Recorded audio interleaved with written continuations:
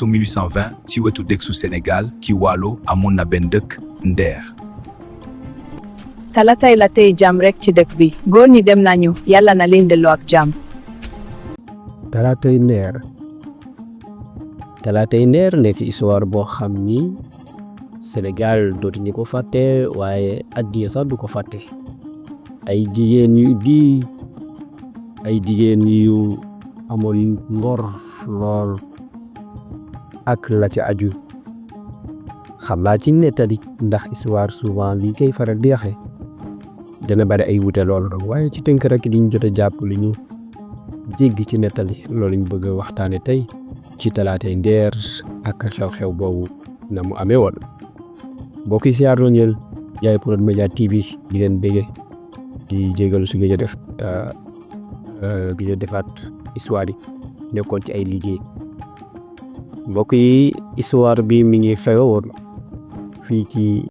fleuve Sénégal yoon ko Nder ca côté Waalo le 7 mars 1820. mel ni rek ni ñi ngi xewoon le 7 mars 1820 ca Nder fleuve du Sénégal la ca Waalo. mu mel ni rek nag ci jamono boobee Nder moo nekkoon capitale di Waalo. mu mel ni rek ni histoire bi ci fàttali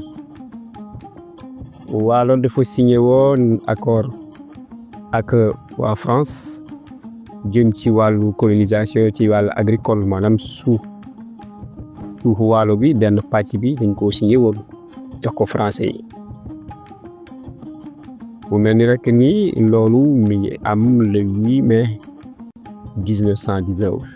mu mel ni rek ni accord yooyu motul arrangé ñi nga xam ne ñooy moor yi ñooy naar yi nga xam ne nekkoon ca bët gànnaar côté boobee jëm ci wàllu Waalo la ca aju. mel ni muur yi daan ñëw ci Waalo di fa jëndi jaam bëggoon sax imposer fa diine l'islam ci époque boobu ci jamono yooyee. te français yi nag loolu arrangé wu leen maanaam loolu moor yi naar yi bëggoon imposé fa di sambal di fa ñëw di jëndi jaam ak la ci aju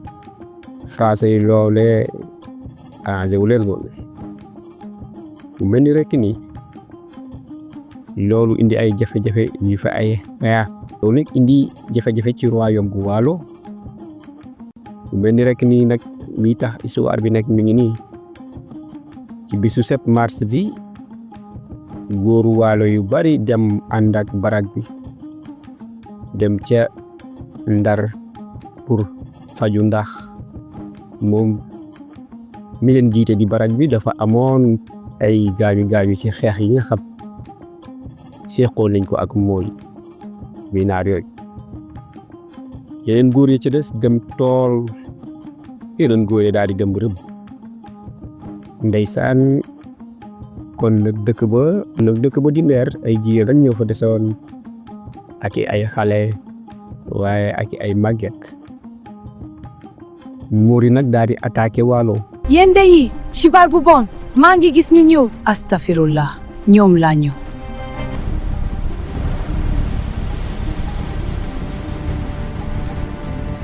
sama xol dafa tiit lu ngi ñëw.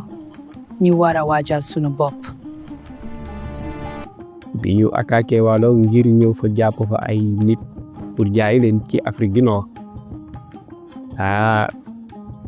jigéen ñi fipp nag jigéen Waalo yi daal di fipp. ku ñuy wax Linguère Faatu Yamar Xoroy Mbóoj moo leen jiite woon. ñu jël arme ya góor yi daan yor jàkkaarloog moor yi mooy naar yi xeex ak ñoom. ndeysaan ci bis boobu jigéen ñi jàmmaarloo nañ ak naar ya ak moor ya rey ci lu bari ci ñoom. waaw jàmmaarloog naar yi rey ci lu bare. yi ñuy wax Uldu Muxtaar moo jiite woon armée naar yooyu attaqué woon Waalo ak la ci aju. ba xeex ba mettee ñoom ñu daw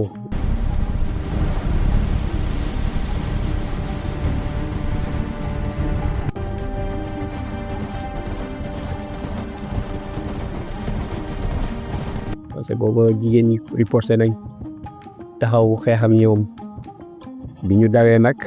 jéggi lag bi waaye dañ naan jàmbaar dawul defawati doole ndekete naari bi ñu dawee daw yu dañoo dem wuti rapport ndax xam na ni jigéen mënul xeex bu yàgg mënul tenir xeex bu yàgg naari daal yu retourné ak beneen renfort beneen armée bu am doole attaqué waat jigéen ñi ndeysaan jigéen ñi nag amatuñu doole wala pexe ci biir loolu ndeysaan ki ñuy wax Mbarka Dia jege woon lool Fatou Yamar Xuray Mbodj def déclaration bu rëyam ba ndeysaan taxaw ca tund wa def déclaration bu rëy mu ni yéen jigéen ñi Nder lay waxal ak Waalo jug leen takk seeni sër ak seeni musóor nañu pare dee ci ngor lu ko mooy dinañ ñu jàpp jaay ñu ay jaam kon nag nañu dee ci moom suñu bopp waaye bu ñu ne wu naar yow di jàpp di jaay ay jaam ca Afrique du Nord ndeysaan ci loolu nag jigéen ñi dajaloo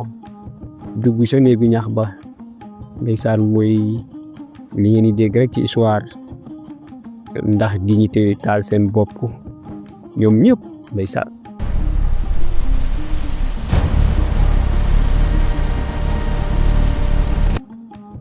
waaw anandoo dugg ca néegu ñax ba taal seen bopp da war a waa ngay tàkk yëguñ ñu ko nag ndax lan ngor bi ñu àndal dignité bi ñu àndal di la wax ni li ñu bëgg a wax foofu sax balaa ñuy jàll da ngay dégg ñu créé naan le 8 mars ci àdduna bi yëpp di ko jàllal jigéen ñi c'est seen histoire bi ñu ngi amoon ci veille 8 mars mooy le 7 mars la amoon kon jigéen ñi Sénégal dañoo yàgg nañ fekk ci njàmbaarte kon bi ñuy wax na 8 ñun Sénégal fii le 7 sax waroon nañ di ko màggal ndax jigéen ñi ñu tax ñu faal seen bopp ca néegu ñax ba ngor la dignité ak bañ ku leen poché gis ngeen la ñu jiitu loolu xeex bi ñu xeex jàkkaarloo ay soldats yu góor ray ca lu bari ba gis nga fa ñu mujj ndeysaan bi ñu defee loolu sàmm leen seen ngor seen dignité waaye nag lu jiite loolu avant ñuy taal seen bopp bi xeex bi demee ba dal balaa naar yi ñëwaat Fatou Yamar Xuray Mbodj rawale woon na ñaari doomam ndeysaan ku ñuy wax njëmbët ak ndata yàlla rawale boobu nag rawale bu am solo la ndax ndata yàlla mii moo dem ba nekk njiitu royaume di Waalo ndeysaan mu nekk histoire boo xam ne ci tënk la rek ñi ko waxe histoire nag bari na ay wuute ay ku nekk danga koy indi rek waaye li ci mën a jàngate mooy ñu jànge ci suñu jigéen yi Sénégal li ngeen jànge ci histoire bi jigéen dafa am ngor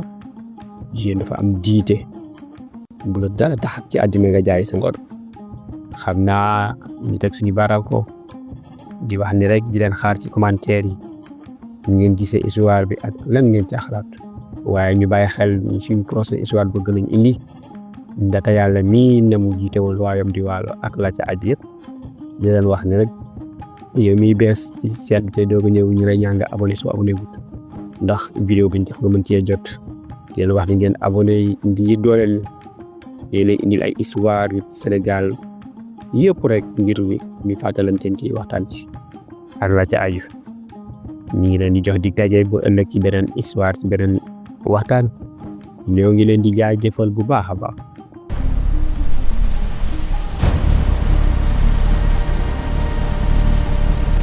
jigéen ñi daanu dee waaye seen tur du faatu.